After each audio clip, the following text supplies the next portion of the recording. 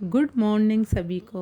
आज है दिन संडे, तो सब ने बोला सवेरे कचौरी मंगा लेते हैं नाश्ते में। लेकिन मैंने कहा कि पोहे बना लेती हूँ। लेकिन जैसे ही मैंने पोहे को भिगोया तो पोहे तो बिल्कुल एकदम गीले हो गए और बिल्कुल चूरा हो गए थे। पता नहीं इस बार किस तरह के पोहे आए। तो मैंने सोचा इन पोहे को मैं बनाकर तो देखती हूँ। मैंने प्याज और हरी मिर्च काट के और कढ़ाई में डाल दिए और इनको भूनकर मसाला डाल दिया। जैसे ही मैंने पोहे डाले तो पोहे तो और भी बिल्कुल चूरा चूरा हो गए थे। लेकिन मैंने सोचा इनको खा के तो देखते हैं। सभी ने खाए लेकिन पोहे इतने टेस्टी नहीं बने। अब मैं आ गई हूँ फिर से दोबारा खाना बनाने के लिए किचन में। तो मैंने रात में ही चावल भिगो दिए थे डोसा बनाने के लिए।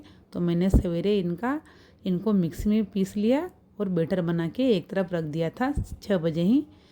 तो मैंने सोचा सबसे पहले मैं बर्तन जमा देती हूँ, क्योंकि सवेरे नाश्ता बनाया था और चाय बनाई थी तो उनके बर्तन किचन में रखे हुए तो बिल्कुल भी जगह नहीं थी। तो इनको जमा लूँगी तो खाना बनाने के लिए किचन में जगह हो जाएगी। क्योंकि मेरी किचन बहुत छोटी है तो खाना बनाने में बहुत ही प्रॉब्लम आती है। बर्तनों को एक तरफ जमाना पड़ता है, उसके बाद ही मैं खाना बनाती हूँ। तो यहाँ पर देखिए मेरे बर्तन जम गए हैं लगभग। तो मैं अब खाना बनाने की तैयारी करती हूँ। तो मैं लेके आ गई हूँ लौकी और ये मोटी हरी मिर्च। तो मैं लौकी का रायता बनाऊँगी। तो देखिए मैं लौकी को पहले कट कर लेती हूँ। और लौकी काटते काटते ही मुझे विचार आया कि लौकी तो बहुत ज़्यादा हो जाएगी, तो आधी लौकी का मैं रायता बना लूँगी और आधी लौकी के बना लूँगी मैं पराठे।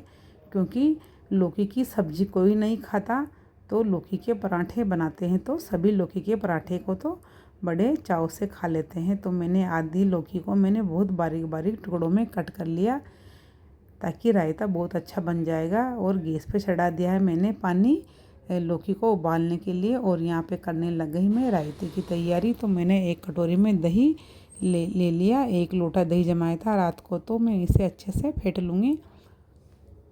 और मैं जो ये रायता बनाती हूँ उसमें पानी भी डालती हूँ। बिल्कुल मुझे बहुत जाड़ा रायता बिल्कुल ही पसंद नहीं आता। तो मैंने इसमें थोड़ा सा पानी मिला दिया है। अब मैं इसमें डाल दूँगी भुना हुआ जीरा, काला नमक और पुदीने का पाउडर जो मैं बना के रखती हूँ ना, तो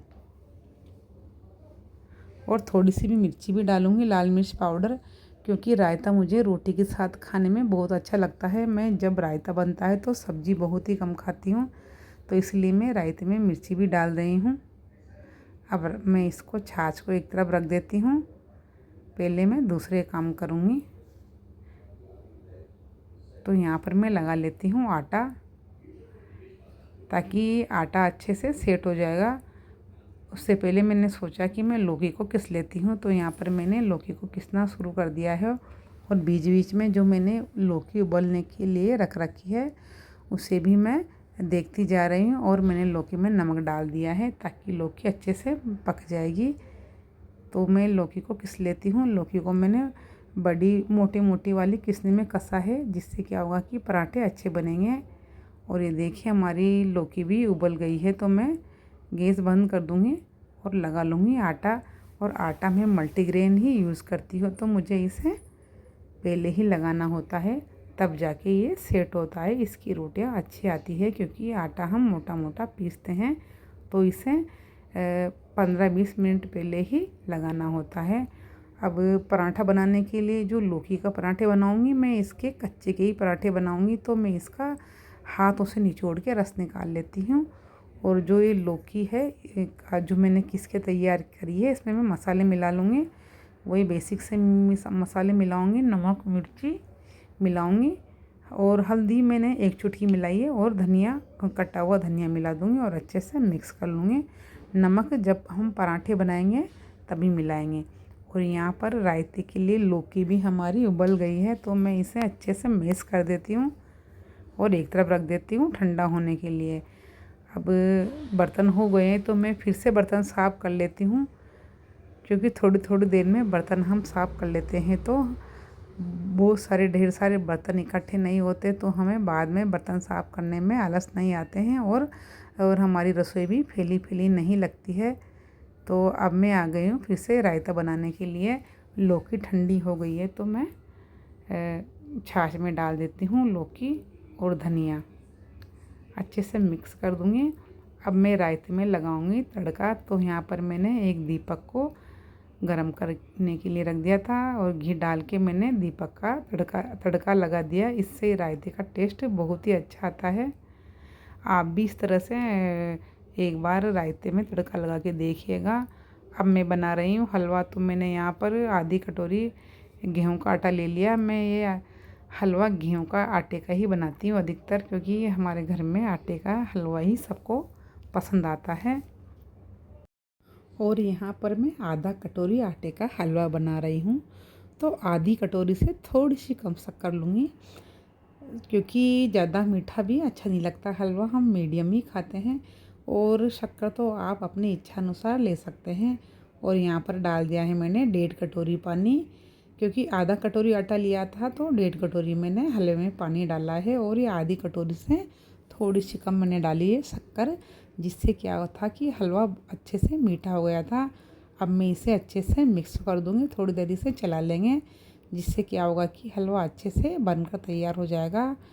और ये मतलब ज़्यादा गीला हलवा भी अच्छा नहीं लगता और ज़्यादा सूखा सूखा भी अच्छा नहीं लगता, और थोड़ी देर में अपने आप ही ये हलवा सूख जाता है। तो सबसे पहले मैंने एक कटोरी में भगवान जी के लिए भोग लगाने के लिए हलवा रख दिया है, और मैंने डाल दिया इसमें ड्राई फ्रूट। इसमें मैंने सिर्फ बादाम और इलायची और किशमिश डाले हैं। अब मैं आ गई हूँ फिर से रोटी बनाने के लिए, क्योंकि सबको भूख लग रही है। 12 बजे का टाइम होने वाला है, तो मैं जल्दी से रोटी बना लेती हूँ।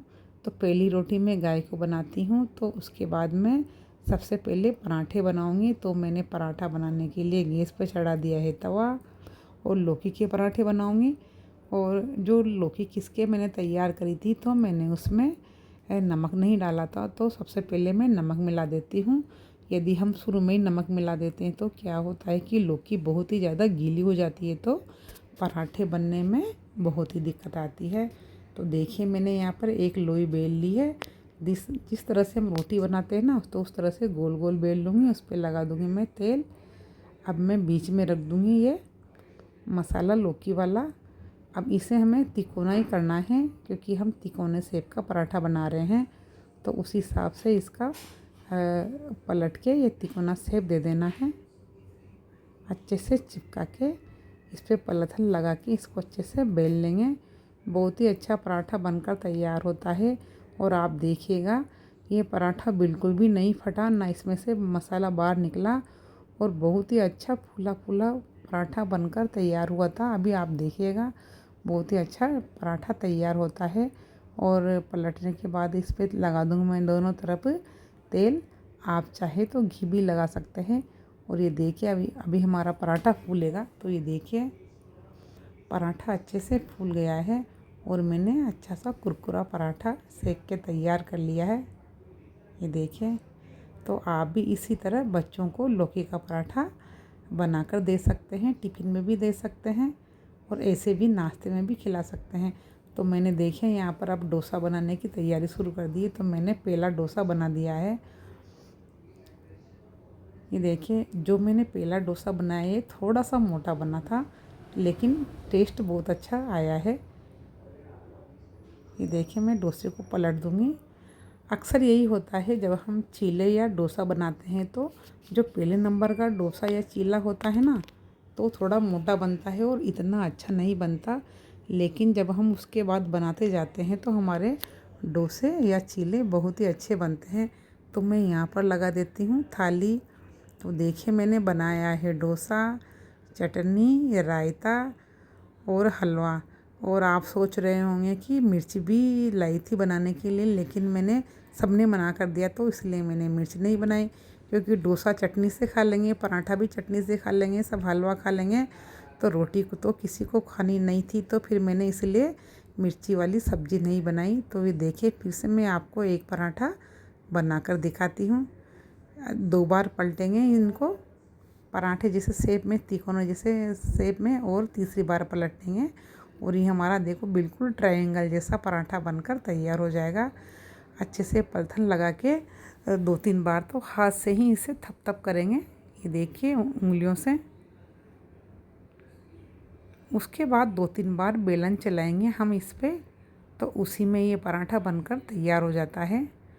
ये देखिए हमारा दूसरा पराठा भी बिल्कुल भी नहीं फटा और इसमें से भी मसाला नहीं निकला और ये भी ऐसे ही फूला-फूला बनकर तैयार हुआ है। ये देखिए, अब दूसरे गैस पे मैं बना लेती हूँ डोसा।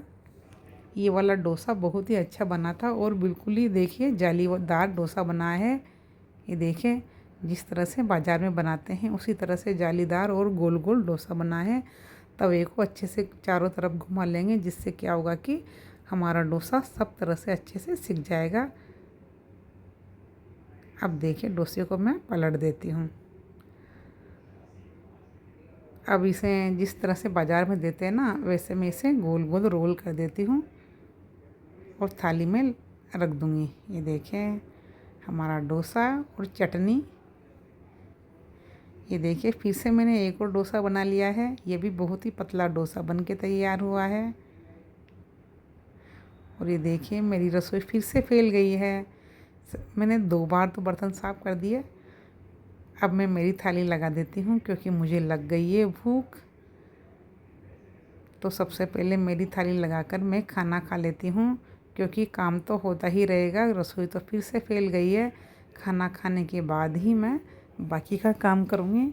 अब मैं डोसा और टेस्ट करके बताऊँगी आपको कि मेरा डोसा कैसा बनकर तैयार हुआ था। और जब मैंने डोसे को खा के देखा तो वास्तव में डोसा बहुत ही अच्छा बना है। और इस तरह हम घर पर ही ऐसी चीज़ें बनाकर खाते हैं तो ये चीज़ें शुद्ध भी होती है और हेल्दी भी होती है। तो हमें ऐसी चीज़ें बाज़ार में नहीं खानी चाहिए।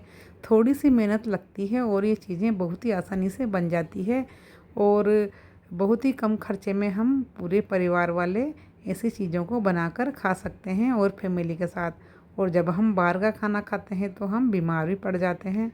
तो ये देखें खाना खा के फिर से आ गई मैं किचन में। तो सबसे पहले मैं गैस को के चूल्हे को और टाइल्स को साफ़ करूँगी और उसके बाद मैं करूँगी बर्तन साफ़।